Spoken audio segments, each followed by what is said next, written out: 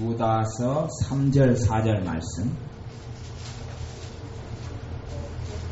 유다서는 한 장짜리 성경입니다. 한 장짜리. 유다서 1장 3절 4절 말씀 같이 읽어보겠습니다. 신약성경 유다서 1장 3절 4절 말씀 같이 읽습니다. 사랑하는 자들아, 내가 우리의 일반으로 얻은 구원을 들어 너희에게 편지하려는 뜻이 간절하던 차에 성도에게 단번에 주신 믿음의 도를 위하여 힘써 싸우라는 편지로 너희를 권하여야 할 필요를 느꼈노니, 이는 가만히 들어온 사람 몇이 있습니다. 저희는 옛적부터 이 판결을 받기로 미리 기록된 자니 경건치 아니하여 우리 하나님의 은혜를 도리어 세욕거리로 바꾸고 홀로 하나이신 주제 곧 우리 주 예수 그리스도를 부인하는 자입니다. 아멘. 사랑하는 자들아, 내가 우리의 일반으로 얻은 구원을 들어, 우리가 구원을 얻은 것을 들어서 편지하려던 뜻이 간절했다 그럽니다. 무엇에 대해서 구원을 얻었는데 어떤 것에 대하여 편지하려고 간절한 마음을 가졌냐 하면, 성도에게 단번에 주신 믿음의 도. 성도가 예수를 믿는 사람, 예수를 믿을 때에, 예수님을 영접하고 받아들일 때에 뭘 주셨다 그럽니까? 믿음의 도를 주셨다. 믿음의 도. 구원 얻는 믿음을 주신 거죠. 단번에 주신 믿음의 도를 위하여 대신 믿음의 도, 구원 얻는 믿음을 주셨는데 우리가 해야 될 것은 뭡니까? 힘써 싸우라. 이거 힘써 싸우라. 왜냐하면 싸우지 않으면 구원 얻는 믿음을 잃어버리는 경우가 너무 많기 때문에 그렇습니다. 구원 얻는 믿음을 잃어버리는 사람들을 굉장히 많이 봐옵니다. 실제적으로 분명히 전에는 예수님을 영접한 사람이었는데 예수님을 부인해버리고 예수님을 인정하지 않고 예수님의 길을 따르지 않는 사람을 굉장히 많이 봅니다. 그래서 예전에 무디라는 복음전도자 목사님은 그분의 평생에 100만 명이나 되는 사람을 주님께 인도했어요. 주님께 인도했는데 나중에 예수님께 대하여 믿음을 고백하고 남아있는 사람이 20만 명밖에 안 남아있었어요. 몇 명이 예수님을 떠났어요? 80만 명이 떠났어요. 80만 명. 100만 명이 주님께 돌아와도 80만 명이 떠나. 그 떠나는 사람은 이제 거기서 말하는 떠났다는 이야기는 20만 명은 교회 생활을 한단 말이에요. 나머지 80만 명 예수님을 영접하고 전도 집회에서 예수님 믿기로 서약하고 구원의 확신을 가지고 이렇게 됐는데 80만 명이 예수님을 떠나버렸어요. 교회 생활을 안 해요. 20만 명은 신앙생활을 하고 교회 생활을 하고 믿음을 몇 년 뒤에, 몇십 년 뒤에 확인하니까 믿음을 지키고 있어요. 그 중에서 20만 명 가운데서도 온전한 믿음을 다 지키지 않은 사람들도 섞였겠죠. 찰스 핀이라는 목사님도 복음전도자로서 하나님을 섬겼는데 그분도 한 100만 명 정도 하나님께 인도했어요. 근데 그분의 나중에 사역의 결과를 볼 때 그분의 말씀을 통해서는 80만 명 정도가 100만 명에서 80만 명은 교회에 남고 20만 명은 떨어졌어요. 두 사람의 전도, 둘 다 복음전도자고 둘 다 부흥사로서 하나님께 쓰임 받았는데, 그리고 전 세계적인 하나님의 역사를 일으킨 분들인데 크게 차이점이 있어요. 찰스 목사님은 회개를 시켰고 무디 목사님은 그것이 없었어요. 그런 면에서 이러한 차이가 거꾸로 된 상황이 많이 나타나기도 해요. 구원은 이러죠. 내가 예수님을 부인하고 버려버릴 수 있어요. 그러니 누구든지 나를 부인하면 나도 저를 부인하리라 라고 예수님께서 이야기하시는 거예요. 유다서 말씀, 오늘 읽은 유다서 말씀에는 예수님을 믿었다가 버리고 떠나가는 사람들에 대한 말씀, 배교자들에 대한 말씀이 있고 예수님을 믿었다가 떠나는 사람들에 대한 이야기가 있고, 예전에 한국에도 엑스플로 74 같은 대규모 복음전도 집회가 몇 번 있었어요. 서울 같은 데서 여의도 광장에서 모여서 100만 이상이 되는 사람들이 모여서 예수님을 찾고 만나고 했던 사람이 많이 있어요. 나이 드신 분들을 간혹 만나보면 자기도 그때 엑스플로 74 때 서울에 가서 예수님 영접했다고 그래요. 굉장히 많은 사람이 모였습니다. 거기서 예수님을 만났는데 지금은 믿고 있느냐? 지금은 안 믿어요. 그때는 예수님을 만났고 영접했는데 안 믿는다. 그런 사람이 많이 있어요. 나이 드신 분들 중에서. 주님을 믿는 믿음을 잃어버린 사람들이 굉장히 많아요. 그렇기 때문에 유다라는 하나님의 사람이 야곱의 형제인 유다가 이 야곱의 형제인 유다가 성경을 기록하기를 주님께 주셔서 단번에 주신 믿음의 도를 위하여 힘써 싸우라는 편지로 너희를 권하여야 할 필요를 느꼈노니 힘써 싸워야 한다. 싸우지 않으면 단번에 주신 믿음의 도가 이루어져 버릴 수도 있기 때문에 그래요. 왜 그러냐 하면 4절에 보면 이는 가만히 들어온 사람 몇이 있습니다. 가만히 들어온 사람은 예수님은 거짓 선지자라고 이야기해요. 잘못된 사람이 잘못된 진리가 아닌 것들을 가지고 있는 사람이 교회 안에 들어와가지고 믿음을 잃어버리게 만들고 그들이 목회자의 모양으로 때로는 들어오고 때로는 선지자의 모양으로 들어와서 잘못된 것을 전하면서 예수님을 부인하고 떠나게 만들어요. 어떤 양성으로 떠나는지가 이제 기록이 되어 있는데 우리 하나님의 은혜를 4절에 보면 미리 이 판결을 받기로 미리 기록된 자니 경건치 아니하여 그들에게 뭐가 없어요? 경건이 없어요. 교회에 들어왔는데 교회로 그냥 성도 힘으로 들어오지 않아요. 교회로 목회자로 들어오고 주의 종으로 들어온 사람들도 많이 있어요. 그렇게 들어오는데 그들에게 뭐가 없어요? 경건함이 없어요. 경건치 아니하여 우리 하나님의 은혜를 도리어 세욕거리로 바꾸고 하나님의 은혜를 세욕거리라는 이야기는 세상의 쾌락과 세상의 욕심과 아니면 성적인 것과 타락하는 것과 이러한 방탕하는 것들로 바꿔버렸다고 이야기해요. 이걸 리빙 바이블 같은 데는 뭐라고 유다서 1장 4절을 번역했냐 하면 예수님을 믿는 크리스찬이 되었기 때문에 무슨 짓을 하고 살아가도 괜찮다 하는 것을 가리킨다 그렇게 이야기하는 거예요. 이것이 나중에는 니골라당의 행위라고 요한계시록에 보면 그 니골라당의 행위에 대해서 두 교회에 대해서 지적하는 것이 나와요. 내가 예수를 믿었으니 무슨 짓을 해도 괜찮다. 이것을 가리키는 데가 구원파에서 그걸 가리켜요. 구원파에서 그런 잘못된 가리킴을 가리켜요. 그러니 회개 기도를 안 해요. 그들은 주기도문도 안 해요. 왜냐하면 주기도문에 내게 죄 지은 자를 내가 용서하오니 내 죄를 용서해 주옵소서라는 기도가 있기 때문에 그들은 회개를 하지 않아요. 그리고 자기들의 이제는 무슨 짓을 해도 괜찮은 거예요. 왜냐하면 예수를 통해 구원받았기 때문에 모든 죄가 앞으로 지을 죄까지도 다 용서받았기 때문에 회개 기도할 필요가 없다는 거예요. 참 대단한 강심장을 가진 사람들이. 그래서 구원파가 이단이 되는 건데 왜요? 하나님의 은혜를 뭘로 바꿔요? 세력거리로 바꿔버리는 거예요. 은혜를 잘못 이해하기 때문에 하나님의 은혜 아래 있으니까 내가 어떻게 해? 하나님은 내 편이다. 그러니 내가 무슨 짓을 하고 살아가도 괜찮다. 하나님을 내가 믿으니 이제는 내가 마음대로 살아가다가 어려운 일 생기면 기도하면 하나님 들어준다. 그렇게 생각하고 착각하는 사람이 많단 말이에요.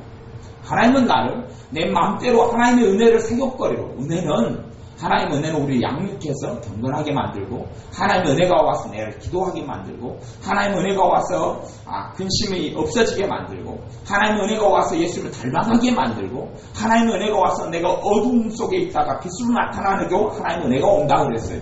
그러지 하나님의 은혜가 왔기 때문에 나는 값없이 주시는 은혜 때문에 이제는 내 마음대로 내 뜻대로 살아가도 하나님이 도와준다 하는 게 은혜가 아니란 말이에요. 근데 그렇게 가르치는 사람들이 교회에 들어온다는 이야기예요. 그렇게 가르치는 사람들이 교회 안에 들어와서 하나님의 은혜를 세격거리로 아주 방탕하고 못된 것으로 하나님의 은혜를 잘못 해석하고 가르치는 예들이 있다. 그래서 결국은 홀로 하나이신 주제 곧 우리 주 예수 그리스도를 부인하는 자니라. 예수를 부인한다고 해요. 여기서 부인한다는 것은 대놓고 부인하는 걸 이야기하지 않습니다. 대놓고는 절대 안 부인해요. 그런 사람이 어떻게 교회에 들어오겠습니까? 그런 사람 교회에 들어오는 게 아니고 뭘로 부인하냐 하면 행동으로 부인하는 걸 이야기해요. 행동으로 부인하는 거예요. 행동으로 예수님을 부인하는 사람들을 이야기하는 거예요. 그것이 디도서 1장 15절부터 그런 이야기가 나와요. 여기는 이렇게 펴놓고요. 디도서 1장 제가 15절을 읽어드리겠습니다. 디도서 1장 15절을 제가 읽어드릴게요. 1장 15절에 깨끗한 자들에게는 모든 것이 깨끗하나 더럽고 믿지 아니하는 자들에게는 아무것도 깨끗한 것이 없고 오직 저희 마음과 양심이 더러운지라. 마음과 양심이 더러워져 버려요. 마음과 양심이 더러워지고 마음과 양심이 더러워졌다는 이야기는 자기가 못된 짓을 해도 자기 양심이 찔리지를 않아요. 이미 더러워져 버렸기 때문에. 다시 이야기하면 근심에 대해서 양심이 더러워져 버리면 근심을 해도 자기는 죄를 안 짓고 있어요. 근심을 해도 자기는 근심 안 하고 있다고 생각해요. 자기 안에 불평과 원망이 가득 차 있는데 자기는 불평과 원망이 없다고 생각해요. 이미 꽉 차버렸어요. 그 불평과 원망의 죄를 많이 지어버리면 그 부분에 있어서 뭐가 더러워져 버려요? 양심이 더러워져서 기능은 하지 않아요. 입으로는 불평하고 있어요. 판단과 정죄와 이걸로 죄를 가득 지어버리면 자기 입으로 판단하고 있으면서 뭐하고 있다고 그래요? 나는 분별하고 있다고 그러고 나는 판단 안 한다고 그래요. 자기 사람을 욕하고 있으면서 나는 욕하고 있지 않다고 그래요. 왜? 양심이 더러워져 버렸기 때문에 그래. 그런 사람들에 대한 16절에 저희가 하나님을 시인하나 입으로는 시인하죠.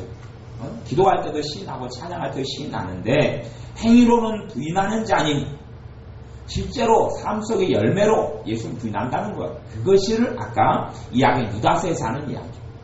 입으로는 하나님을 믿어요. 찬양도 하고 기도도 하고 예배도 드리고 입으로는 믿는데 뭘로 부인해요? 행위로 부인해요. 그 사람에 대하여 주님께서 사도 바울을 통하여 뭐라고 이야기하냐면 그 사람은 16절에 보면 가증한 자다. 가증한 자요. 복종치 아니하는 자요. 모든 선한 일을 버리는 자니라.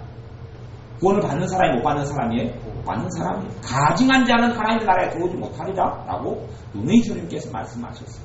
그러니 입으로는 믿는다 그러는데 행위로 삶 속에서 믿지 않아. 행위로 삶 속에서 믿지 않아. 그런 사람은 주님께서 가증한 자라고 이야기하고 그래서 여기 유다서에 이야기하는 유다서 이 1장 4절에 이야기하는 예수님을 부인하는 사람들, 예수님을 우리 주 예수 그리스도를 부인하는 자니라. 여기서 부인하는 것이 뭘로 부인하는 거예요? 행위로 부인하는 것을 이야기. 실제로 입으로 부인하는 사람이 교회에 들어올 수가 없지요. 나는 예수님 안 믿어. 당신도 믿지 마시오. 그런 사람은 아무도 교회에서 받아주지 않아요. 그렇게는 들어오지 않아요. 입으로는 믿는다 해놓고 실제 생활 가운데는 교회에 시기를 퍼뜨리고 질투를 퍼뜨리고 이간질하고 싸움을 퍼뜨리고 교만을 퍼뜨리고 또한 정욕을 퍼뜨리고 이러한 것을 그렇게 하면서 나는 그래서 혈기를 퍼뜨리고 자기는 막 분노하고 성질하고 시기를 내고 살아가면서 이렇게 해도 괜찮아요. 뭐 사람인지라 다 그렇지요. 그럴 수 있지요. 그렇게 해서 사람이 결정 없이 어떻게 살아요? 그러면서 그것이 자연스러운 현상이 되게 만들어요. 그러므로 주님께서는 누룩이 온 떡덩이에 퍼지는 것이 아니냐. 누룩이 하나의 밀가루나 떡덩어리에 조금 떨어지면 누룩이 번져버리는 것처럼 번져버려요. 하나님의 자녀들 거요. 이 잘못된 사람들과 함께 조금 가하고 있으면 그것이 전염돼가지고 번져버려요. 우리의 삶이 번져버려요. 전염병과 똑같은 거예요. 죄라는 것은 전염병과 똑같은 거예요. 내가 거역하는 사람과 함께 있어요. 거역하는 사람, 불순종하는 사람과 함께 있어요. 친구를 거역하고 불순종하는 친구를 두었어요. 그러면 내게 무엇이 얼마와 그래요? 거역과 불순종이 얼마와 그래요? 또 지연이 같은 케이스가 그런 케이스라고 해요. 친구 때문에 거역과 불순종이 얼마와 버리는 케이스. 그러니 같이 거역하고 불순종하는 거예요. 아름이 같은 경우가 거역과 불순종이 이렇게 목까지 차 있는데 친구하고 오래 있으니까 뭐가 얼마와요? 거역과 불순종이 얼마. 왜냐하면 그래서 성경에서는 친구를 잘 사귀라 그랬고 어떤 사람들과 함께는 디모데 후서에서는 상종하지 말아라고 만나지도 말아라고. 왜? 교회 안에서 그런 사람이라 할지라도 그래요. 왜냐하면 전염병이라는 얼마나 무서운지 몰라요. 전염병은 그냥 덮쳐와 그래요. 내가 아무리 손을 깨끗하고 해도 그 병균, 전염병 병원균을 가지고 있는 사람하고 옆에 붙어 있으면 그냥 옮아와 버리는 게 전염병이에요.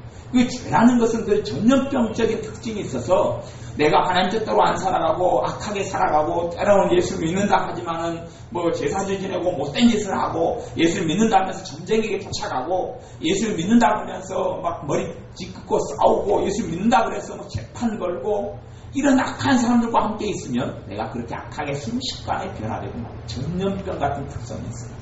아이들도 마찬가지예요.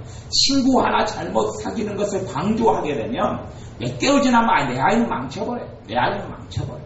교만한 사람과 한 3개월을 놔둬버리면 내 자식은 어떻게 되어버려요? 교만하게 되어버려요. 자문에 보면 교만은 다툼을 일으킨다는 말씀. 교만은 다툼을 일으키고. 그러면 다투는 사람 안에는 뭐가 있다는 이야기? 교만이 있어요. 싸움이 있고 분쟁이 있고 분란이 있으면 다툼이 있어요. 교만 위에 다툼이 있느냐?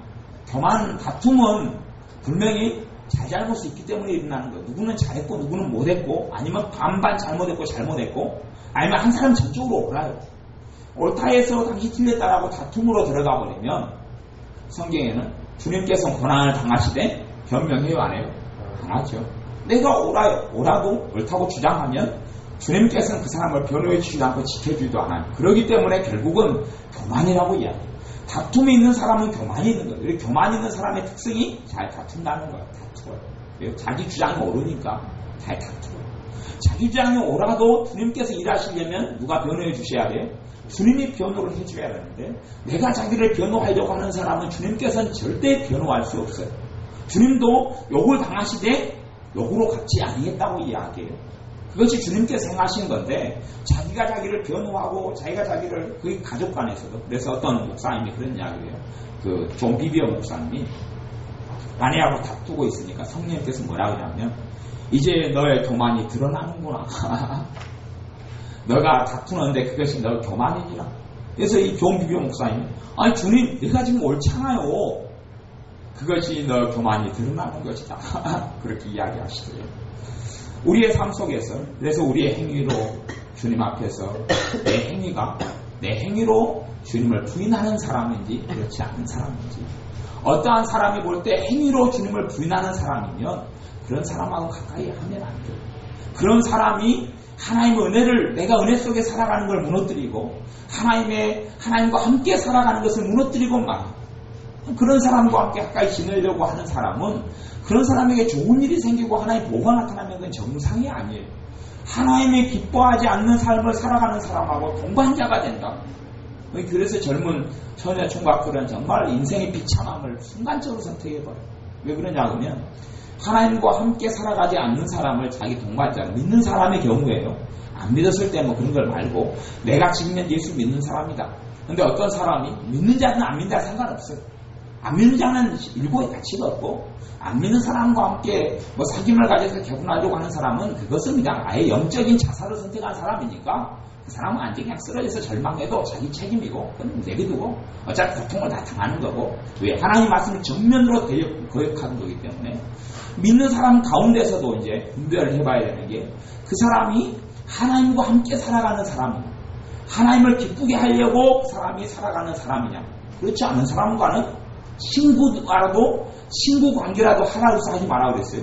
하지 말라고 그랬는데 그 사람을 배우자로 선택하고 살아가겠다는 이야기는 이건 영적 자살이죠. 그렇게 살다가 그런 사람도 아주 그렇게 선택한 다음에 그 다음에 저한테 와서 그래요. 이 남편을 어떻게 변화시키면 좋겠냐고 그래요. 그러면 제가 속으로 웃었어요. 속으로 웃었어요. 사고는 지가 쳐놓고 나한테 내가 하나님이가요. 지 남편 지가 골라가지고 나한테 어떻게 변화시키냐고. 그래서 아니 기도하시라. 안 했어. 기도하라. 자기가 선택해가지고 자기가 올감에 걸려가지고 이제 어떻게 해야 되냐고 그러는 거예요. 그게 뭐 어떻게 해요? 고난시켜 당해야지. 한 5년 당하든 30년 당하든 당해야지. 그래서 주님께서 이 유다서 8절 말씀 읽어보겠습니다. 1장 8절 그러한데 꿈꾸는 이 사람들도 그와 같이 육체를 더럽히며 권위를 업신여기며 영광을 회방하는도다. 육체를 더럽히며 권위를 업신여기며 영광을 회방한다. 자기가 알지 못하는 거 자기 마음대로 멋대로 살아간다는 이야기. 자기 마음대로 살아가요. 권위도 없고 그래서 이런 사람들은요 이 대통령이나 아니면 정치인들을 마음대로 욕하고 그리고 목회자들을 마음대로 욕하고 교회를 비난하고 교회를 욕하는 게 마음대로 하는 거예요. 웃은 거에 자기들은 뭐든지 웃어.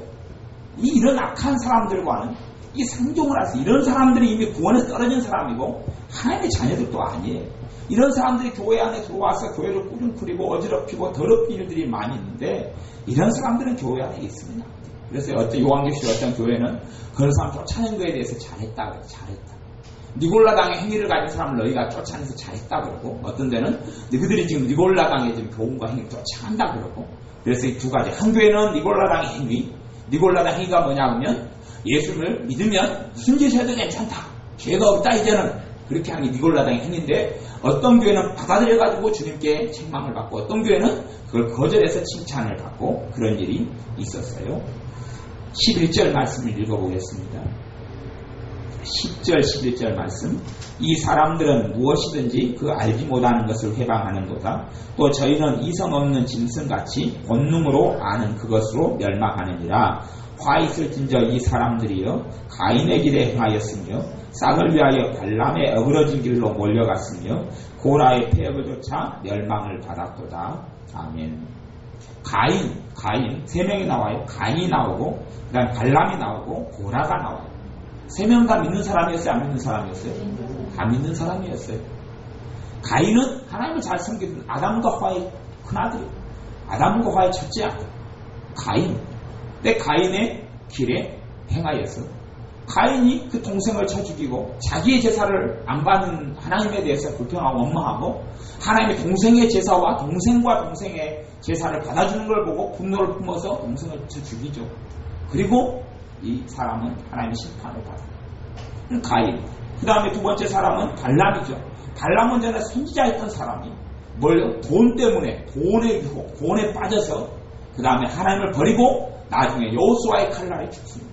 술사로 죽고 영원히 멸망해. 과거에 선지했던 사람이 술사로 인생을 종치고 멸망하고 말아요. 발람의 어그러진 길로 몰려갔습니다. 고라의 폐역을 쫓아 멸망을 받았다. 고라는 누구냐 하면요, 이스라엘의 레위족 속에 속하면서 이스라엘 제사장이에요. 이스라엘 제사장이고 제사장 중에서 지위가 좀 높은 사람이에요. 그러니 이 사람이요 더 높은 지위가 탐나는 거예요. 그래서 누구를 걸고 넘어지냐 하면 모세와 아론을 걸고 넘어져요.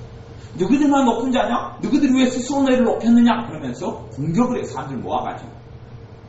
모세와 아론은 누가 세웠어요? 하나님이 세웠는데 너희가 왜 하나님의 총에 의해 너희 스스로를 높이냐? 그리고 거꾸로 자기가 높아지려고 이 제사장이었던 고라가 높이고 결국 고라나 그 자손들이 다 그 관련된 사람들이 하나님께서 땅을 벌려가지고 다 그 안에 산처럼 매장을 시켜버립니다. 이들이 다 믿는 사람이었다가 결론은 어찌 돼요? 이제는 영원한 멸망과 지옥의 심판을 받습니다. 이것이 유다서에서 이야기하는 거예요. 이들이 안 믿었다고요? 아니요. 가인이 하나님을 안 만났습니까?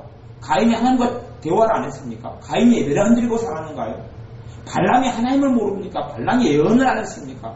발람이 선지자가 아니었습니까? 발람도 얼마나 선지자였는가? 이 불의의 싹을 쫓아서 가니까 하나님께서 누구를 말하게 하셔서 이 선지자가 미치지 않도록 막습니까? 나귀가 말하는 신기한 일이 거기서 벌어져요. 나귀가 입을 벌려가지고 선지자한테 네가 지금 잘못하고 있다고 이야기하는 거예요. 네가 지금 잘못하고, 네가 지금 저 앞에 칼로 너를 죽이려고 그러니까 내가 지금 안 간 건데 내가 무슨 잘못이니까 네가 나 때리냐 그러고 주인한테 이 나귀가 이야기를 해요. 선지자가 미친 것을 나귀가 말하고 금지했는데 그래도 이 마음이 회개치 않고 돌아서지 않아요. 발람. 그리고 돈에 대한 탐욕과 욕심을 회개하면서 버리지를 않아요. 그리고 결국은 돈의 유혹에 끌려서 못된 짓을 하다가 멸망하고 죽지도 않아요. 이들은 구원이 없는 사람, 대표적인 성경의 세 사람 인물을 가지고 유다서에서 이야기해요. 12절에 저희는 기탄 없이 너희와 함께 먹으니 너희 애찬의 암초요 자기 몸만 기르는 목자요. 목자라고 이야기하죠. 자기 몸만 기르는 목자요. 이게 자기를 위해서 자기 이익과 자기가 잘되고 자기가 성공하고 자기를 명예를 얻기 위해서 사는 목자 같은 사람들이라고 이야기해요. 목자, 지도자들. 너희와 함께 먹으니 너희 애찬의 암초. 애찬은 뭐냐면 성찬식을 이야기해요. 옛날에 성찬식을 애찬이라고 했어요. 근데 여기서 기탄 없이 먹어요. 예수님의 피와 예수님의 살을 이야기하는 성찬을 그냥 아무렇지도 않게 먹고 우습게 여기고 멸시하고 그렇게 해요. 그러니 이성 없는 짐승같이 어리석은 것이죠. 바람에 불려가는 물없는 구름이요. 물없는 구름. 구름의 존재 목적은 비를 뿌리는 거예요. 근데 구름 안에가 뭐가 없어요? 물이 없어요. 허망하다는 이야기, 허망해요. 허망한 존재라는 이야기. 그러니 이 물이 없는 구름은 가볍기 때문에 바람 불면 샥 사라져버려요. 그런 것은. 구름의 존재 가치가 그러다 흩어져버리고 없어져버려요. 그런 구름은 없어져버려요. 근데 물기를 많이 함유하고 있는 구름은 바람이 불어도 흔들리지 않고 모여서 비를 뭉쳐서 쏟아내요. 죽고 또 죽어 뿌리까지 뽑힌 열매 없는 가을나무요. 몇 번 죽었다 그래요? 2번 죽었다 그랬죠. 죽고 또 죽어 그 말이 무슨 말이냐 하면요. 이미 우리가 예수님을 믿지 않고 죄로 인하여 우리는 어떤 사람이에요? 죽었던 사람이에요. 죽은 사람이 또 죽으려면 무슨 일이 벌어져야 돼요? 다시 살아나야지요. 다시 살아나야지 또 죽을 수 있죠. 죽은 사람은 못 죽어요. 여기서 죽고 또 죽어 그 말은 죽었다가 예수님의 보혈과 예수님의 구원을 통하여 단번에 구원을 얻고 믿음의 도를 받아요. 그리고 또 죽어버려요. 그걸 죽고 또 죽었다고 그렇게 이야기해요. 죽고 또 죽었다. 거듭나가지고 죽었다가 죽은 너희를 그리스도께서 살리셨도다. 살려나가지고 다시 죽어버려요. 죽고 또 죽었다. 죽고 또 죽어서 죽고 또 죽어 뿌리까지 뽑힌 열매 없는 가을 나무요. 가을이 되는데 열매를 맺혀야 됩니다. 그러니 어떤 사람들이요, 잘못된 사람이고 어떤 사람이 거짓 선지자이고 어떤 사람이 주님의 사람인가 아닌가는 삶의 생활의 열매를 보면 알아요. 주님께서 마태복음 7장 18절부터 20절에 열매로 그들을 알지니라고 이야기해요. 삶 가운데 열매가 있는가를 봐요. 거꾸로 내가 정말 하나님을 사랑하고 하나님을 경외하는 사람인가는 내 삶이 열매가 있는가를 봐야 돼요. 내 삶이 열매가 없으면서 하나님께서 내게 축복해 주시고 하나님께서 내게 열매를 맺게 해주시는 것을 바라는 사람은 그건 안 되는 거예요. 잘못된 거예요. 그런 사람이 하나님의 축복과 은혜를 받으려면 회개로 나와야 돼요. 회개로 나와야 돼요. 내가 온통 더러워요. 깨끗게 되고 싶어요. 그러면 목욕부터 해야지요. 이 더러운 상태 그대로 앞으로 때가 안 묻도록 나를 보호하는 것은 아무 의미가 없어요. 가득 더러운 상태에서 목욕을 해야지 그 다음부터 이제 깨끗함을 얻게 되는 것이지 목욕을 하지 않으면서는 되어지지 않아요. 회개를 할 때에도 그런 질문을 던지죠. 언제까지 내가 회개해야 됩니까? 잘못 가는 사람은요, 한번 내가 잘못했습니다. 회개가 되는 것 같이 생각해요. 그래가지고 회개되면 얼마나 좋겠어요. 그러면 아무도 죄가 없겠죠. 아무도 죄가 없겠죠. 회개가 어떨 때 끝나느냐? 어떻게 끝나느냐 하면 여러분이 알 수가 있어요. 가령 근심하는 사람 회개가 되면 될수록 근심이 줄어들겠어요? 더 많아지겠어요? 줄어들어가죠. 그러다가 근심이 거의 다 회개가 돼버리면 근심하는 게 쉽겠어요? 어렵겠어요? 근심이 어려워요. 근심한다는 게 어려워요. 왜요? 성령님이 내 마음을 지키고 있기 때문에 근심하려면 애를 써야지 근심이 돼요. 근심하려면 애를 써야 돼요. 이게 근심이 안 돼버린다는 얘기, 안 돼버려요. 근심을 하려면 애를 써야 돼요. 한번 힘을 바짝 써야지 근심이 되는 거예요. 20kg짜리 쌀을 한번 어깨에 짊어지듯이. 회개가, 근심에 대해서 회개가 많이 되면 될수록 근심이 돼요? 안 돼요? 안 돼요. 내가 근심을 열심히 회개하고 있어요. 그래도 근심이 자꾸 돼요. 회개가 많이 된 거예요? 안 된 거예요? 많이 안 된 거지요. 안 된 거니까 그러지요. 안 된 거니까 그 자리에는 누가 역사를 안 해요? 성령님 역사를 안 해요. 역사를 하시고 보호하시고 보혜사로서 역사하시더라도 조금 하시는 거예요. 조금 하시는 거예요. 내가 감사하려고 해요. 주님께 감사하라고 해요. 성경에 감사를 자꾸 이야기해요. 감사를 이야기해요. 근데 감사가 안 돼. 그러면 내 안에 감사가 안 되면 죄가 쌓였기 때문에 그러죠. 감사가 안 돼. 나오다가 몇 번 하다가 말아버려요. 감사의 반대말은 뭐냐면 원망이고 불평이에요. 한이에요. 한. 원망, 불평, 한이에요. 범사에 감사하라고 그랬는데 너희가 감사함으로 너희 구할 것을 감사함으로 하나님께 아뢰라. 감사함으로 기도하라 그랬는데 안 돼요. 안 돼. 안 되면 내 안에 뭐가 있는 거예요? 원망과 불평과 한을 쌓아놓고 있는 거예요. 그런 상태에서 감사가 안 돼요. 원망과 불평을 회개를 해야지. 그러면 회개가 거의 다 정리가 되면 내게 뭐가 나오기 쉬워요? 감사가 나오기 쉽죠. 그러므로 내가 얼마나 회개가 됐는가를 내 삶의 열매를 보고 알 수가 있단 말이에요. 알 수가 있어요. 분노, 성질 내는 거, 회개가 많이 되면 많이 될수록 성질이 잘 나요? 안 나요? 안 나요. 안 나. 성질이 안 나요. 짜증, 회개가 많이 되면 많이 될수록 짜증이 잘 나요? 안 나요? 제가 이번 여름에 아르바이트를 좀 해보려고, 돈을 좀 벌어보려고, 예모로 함께 돈을 벌어보려고 짜장면 가게를 열어가지고 꽃배기로 배탈을 촥 하고 제가 광고 전단지 돌리고 하려고 그랬는데 이제 그것이 그냥 풀려버린 것 같아요. 꽃배기가 못 주게 생겼고, 예모가 짜장면을 굉장히 많이 비축을 많이 했었는데 많이 정리가 돼버려가지고 이렇게 돈을 못 벌게 생겼어요. 참 큰일이에요. 근데 이 짜장면이 이제 더 이상 많이 이제 이렇게 만들어지지가 않는 거예요. 많이 만들어지지가 않죠. 왜냐하면 정리가 많이 됐기 때문에 그래요. 짜장면. 짜장면이 뭔지 여러분 드셔보신 사람만 잘 아셔요. 마찬가지로 우리의 삶 속에 어떤 것들이 회개가 되어지면 되어질수록 그분의 성령님께서 더 강하게 임하시고 역사하시기 때문에 이제는 좋은 것은 더 되어지고 열매를 맺고 안 좋은 것은 점점점 내게서 멀어지게 되는 거예요. 멀어지게 돼요. 내 안에 어둠, 절망으로 죄를 가득히 지으면 혼자 있는 방콕으로 들어가면, 방콕으로 여행을 가시면 뭐가 나타나기 시작해요? 절망이 내 안에 들어오고 어둠이 들어오기 시작해요. 왜요? 내 안에 어둠이 꽉 찼기 때문에 유유상종이라고 어둠 있는 사람 뭘 불러드려요? 어둠을 불러드리고, 은혜가 있는 사람 뭘 끌어와요? 하나님의 은혜를 끌어와요. 기쁨이 있는 사람의 기쁨을 끌어와요. 내 안에 어둠이 가득 차 있어요. 그러면 방콕으로 여행을 가시면, 방콕이 여행은 어디죠? 방 안에 처박히는 걸 방콕이다 그럽니다. 방 안에 딱 처박히 들어가면, 혼자서 문 닫고 들어가면 그때부터 절망이고 어둠이 들어가기 시작하면 내 안에 어둠이 가득한 거예요. 회개를 언제까지요? 방콕에 들어가 있어도 어둠이 안 들어오고 있고 절망이 안 들어오고 있고 그러면 회개가 많이 된 거예요. 그리고 많이 되면 될수록, 그래서 회개를 얼만큼 해야 되냐 저한테 물어보면 제가 알아요, 몰라요? 당연히 모르죠. 자기가 자기를 보면 알지요. 저도 이제 당연히 그 사람을 지켜보면 대강은 알지만 진짜 아는 사람은 자기가 자기를 보면 알죠. 저한테 물어볼 게 뭐가 있어요? 상식 아니에요? 회개가 얼만큼 됐냐, 몇 번을 해야 되느냐? 당연히 해보면 자기가 알죠. 자기가 왜 나한테 물어봐요? 자기가 알죠. 저한테 회개를 언제까지 해야 되냐 물어보더라고요. 언제까지 자기가 알지. 며칠까지 해야 되느냐고 그래요. 내가 어찌 알아요? 자기가 죄진 만큼 해야 되겠죠. 죄진 만큼 해야 되는데 어떻게 어디서 해결될지는 열심히 해보다 보면 알겠죠. 그때부터 회개가 된 만큼 좋은 열매들이 맺혀가기 시작하니까 너희가 무엇으로 심든지 그대로 거두리라. 잘못된 거 심어놨던 거 뿌리 뽑으니까 잘못 가시원 공들이 사라지기 시작하고, 그때부터 기도로 심고 믿음으로 심고 주님을 의지함으로 심고, 그러니까 이제 좋은 것이 맺혀가기 시작할 거 아니에요. 하루아침에 일확천금은 없는 거죠. 안 좋은 것으로 좋은 것을 거두려면 안 좋은 것을 다 뿌리 뽑아야죠.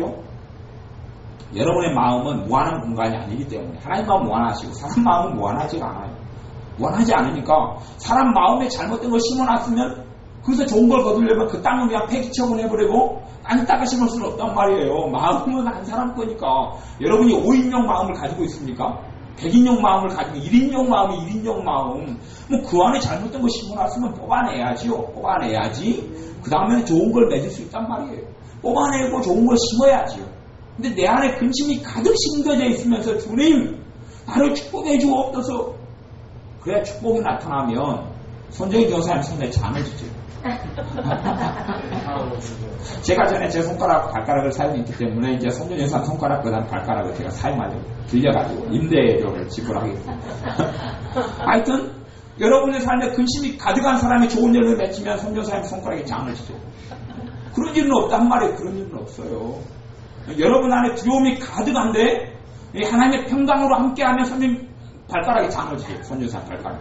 잠을 지죠. 여러분이 나도 그런 일 있으면 잠을 지지세요.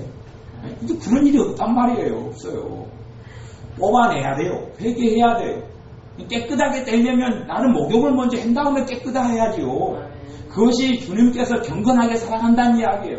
하나님을 아는 사람은 하나님을 경외하고 경건하게 살아가요. 하나님 앞에서. 그렇기 때문에 회개하는 삶을 살 수밖에 없어요. 근데 이런 사람들은 죄가 죄인지를 모르고 악이 악인지를 모르고 이렇게 살아가는 거예요. 15절 말씀. 이는 무사람을 심판하사 모든 경건치 않은 자의 경건치 않게 행한 모든 경건치 않은 일과 또 경건치 않은 죄인의 주께. 얼마나 많이 나와요? 이제 반복해서 나와요. 말이 얼마나 어려운지. 이는 무사람을 14절부터 읽어볼까요? 아담의 7대손 에녹이 사람들에게 대하여도 애언하여 이르되 보라 주께서 그 수만의 거룩한 자와 함께 임하셨나니. 언제 임하시는 걸 이야기해요? 예수님의 재림을 에녹이 예언한 거예요. 예수님의 재림을. 왜? 예수님이 이 땅에 오실 때는 사람의 몸을 입고 혼자 오셨잖아요. 근데 수만의 거룩한 자와 함께 임하셨나니. 이제는 주님의 사람들과 함께 이 땅에 재림하실 때에 재림하시는데, 이는 왜 재림하시느냐? 이는 재림의 이유가 15절. 이는 무사람을 심판하시려고 재림해요. 주님이 초림하실 때는, 주님께서 사람의 몸을 입고 오실 때는 구원자로 오셨어요. 지금도 구원자로 계세요. 그런데 주님이 재림하실 때는 이제는 어떤 분으로 오셔요? 심판주로 오세요. 심판하시는 분으로 오세요. 이는 무사람을 심판하사 모든 경건치 않은 자는 무슨 일을 행해요? 경건치 않은 일을 행해요. 경건치 않은 자는 경건치 않은 일을 행해요. 그러니 그 사람의 행위를 보면 그 사람이 어떠한 사람인지를 알 수 있단 말이에요.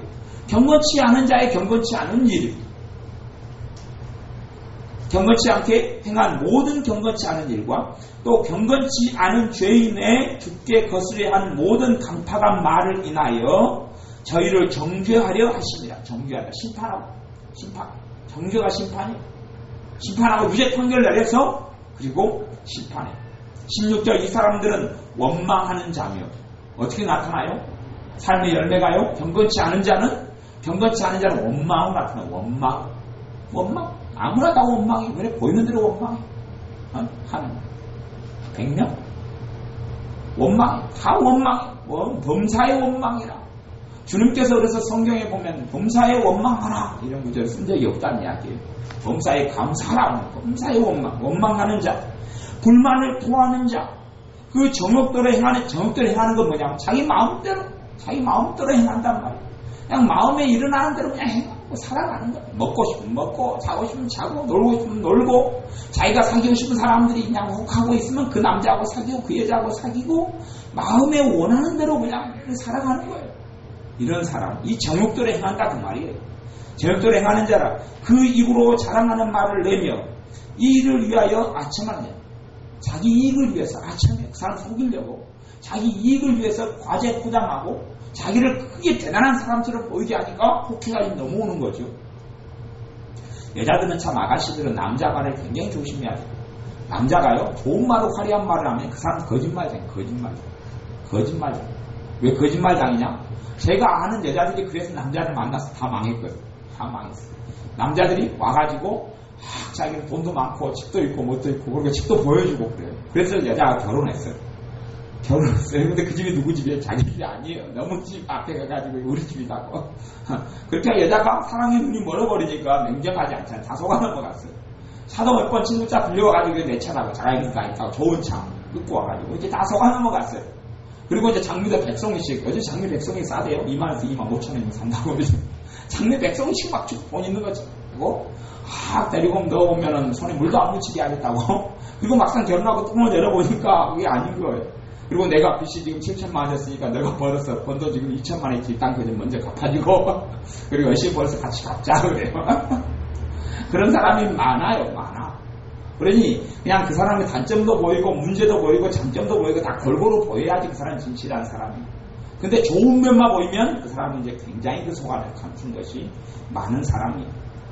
그러니 이를 위하여 자기를 위하여 자기 이익을 위하여 아침한 거짓말하고 뻥튀기하고 좋게 이야기하고 거기에 사람들은 속아 넘어가게 되어져.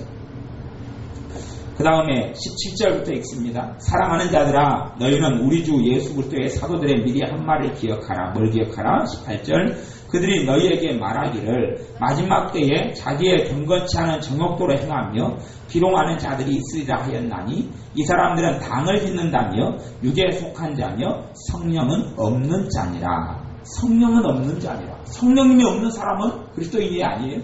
아니에요. 이런 사람들이 있어요. 불신자에 대해서 하는 이야기가 아니에요. 교회 안에 있는 어떤 사람들을 통해서 교회에 들어온 어떤 사람들에 대해서 이야기하는 거예요. 이제 예수를 믿으려고 들어온 사람을 가지고 이야기하는 게 아니에요. 그런 사람을 가지고 이야기하는 게 아니에요. 어떤 지도자라고 일컫는 사람들이나 아니면 믿는다고 일컫는 사람들이나 어떤 중직자라고 일컫는 사람들 가운데서 아니면 목회자라고 일컫는 사람들 가운데서 그런 사람들 가운데 19절에 보면 이런 사람이 무슨 특징이 나타나요? 파당을 지. 나는 누구다. 나는 누구에게 속했다. 나는 누가 옳다. 나는 목사님 편이다. 나는 장로님 편이다. 파당을 짓고 이렇게 하는 사람들. 당을 짓고 육에 속한 자며 성령님께 속한 자가 아니고 하나님 나라에 속한 자가 아니고 육신에 속했어요. 육계에 속한 자. 육을 위하여 심는 자는 썩어진 것을 거두는 그런 육에 속한 자. 그리고 성령님은 없는 사람.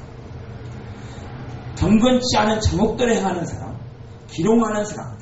영적인 것 하나님에 대한 것을 우습게 여기고 은사도 우습게 여기고 성령 역사도 우습게 여기고 방언 은사도 우습게 여기고 하나님의 역사에 대해서 우습게 여기는 사람들이 있어요.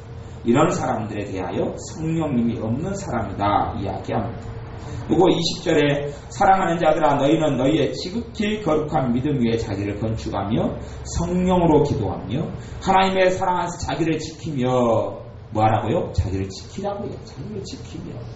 자기를 지키며 아까는 힘써 싸우라 그랬죠. 여기는 자기를 지키라 그랬고요. 자기를 지키며 영생에 이르도록 우리 주 예수 그리스도의 긍휼을 기다리라. 영생에 이르도록. 그래서 우리에게는요, 하나님을 경외함이 우리에게 있을 때에 우리가 안전한 자리에 있어요. 하나님을 경외하고 하나님을 두려워하는 자리에 있을 때 우리가 안전한 자리에 있고, 내가 어떤 사람이 가장 위험한 때가 어떤 때냐 하면 성공하고 있을 때가 제일 위험해요. 잘 되고 있을 때가 제일 위험한 사람. 그때는 넘어지기 굉장히 쉬운 사람이에요.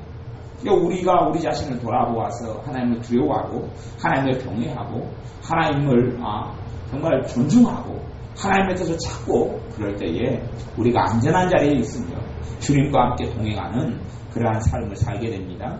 성경 하나만 더 읽어보고 히브리서 12장 말씀을 찾아보겠습니다. 히브리서 12장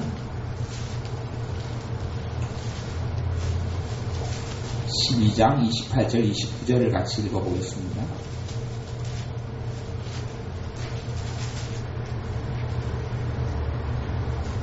히브리서 12장 28절 29절 말씀. 그러므로 우리가 진동치 못할 나라를 받았은지 은혜를 받자 이로 말미암아 경건함과 두려움으로 하나님을 기쁘게 섬기지니 우리 하나님은 소매라는 불이심이니라. 아멘. 하나님은 소매라는 불이십니다. 하나님이 심판하시는 분이란 말이에요. 소매란다는 이야기는 막 태워버렸다는 이야기죠. 하나님이 심판하시는 하나님이시기 때문에 두려움으로 경건함과 두려움으로 하나님을 기쁘게 섬겨야 한다고 이야기해요. 경건함과 두려움으로 하나님을 기쁘게 섬겨야 한다고 이야기하고요. 그래서 은혜를 받자 이로 말미암아 은혜를 받으면 은혜를 통하여서 경건함과 두려움으로 하나님을 기쁘게 섬기게 된다는 이야기예요. 하나님의 은혜가 와서 하나님을 경건함과 하나님을 두려움으로 섬기게 된다. 하나님을 두려워한다는 이야기가 하나님을 경외한다는 이야기예요. 그렇게 되어질 때 하나님에 대해서 정말 사랑하시는 하나님이시기도 하지만 어떤 분인 줄도 알아야 돼요. 하나님이 심판하신 하나님이고 하나님은 공의로우신 하나님인 줄도 알아야 돼요. 하나님이 거룩하신 하나님이신 줄도 알 때만이 우리가 하나님을 경외할 수가 있어요. 그럴 때 우리가 가장 안전한 자리에 있고 하나님을 경외할 때에 하나님께 받는 축복에 대해서 얼마나 많이 어제는 찾아보면서 나누었어요. 여러분이 하나님을 경외하는 사람의 자리에 있을 때 여러분 하나님께서 보호하시며 여러분의 자녀들에게는 피난처를 하나님께서 공급하시고 여러분의 삶 가운데는 주님께서 여러 가지 각양각종의 즐거움과 복으로 함께 하실 거예요. 내가 지금 경건한 자로 살아가려면 그러면 먼저 해야 될 것은 내가 과거에 경건치 않은 자로 하나님을 섬기지 않았던 것에 대해서 회개하고 씻어내야죠. 그걸 회개하고 그걸 내어드리고 해낼 때 내가 경건한 자로 서고 살아갈 수 있습니다. 기도하겠습니다. 아버지 하나님, 우리에게 분별력을 주셔서 하나님을 경외하는 삶을 더 바르게 배워가게 하시고 또한 우리가 회개하고 하나님을 경외치 않은 것들에 대하여 하나님을 두려워하지 않은 것들에 대하여 말하고 행동하고 살아왔던 것들에 대하여 우리가 회개하면서 경건한 자로 서게 하여 주셔서 하나님의 보호와 도우심과 은혜와 은총과 축복들을 하나님의 자녀로서 누리고 살게 하여 주옵소서. 예수님의 이름으로 기도하옵나이다. 아멘. 기도하겠습니다.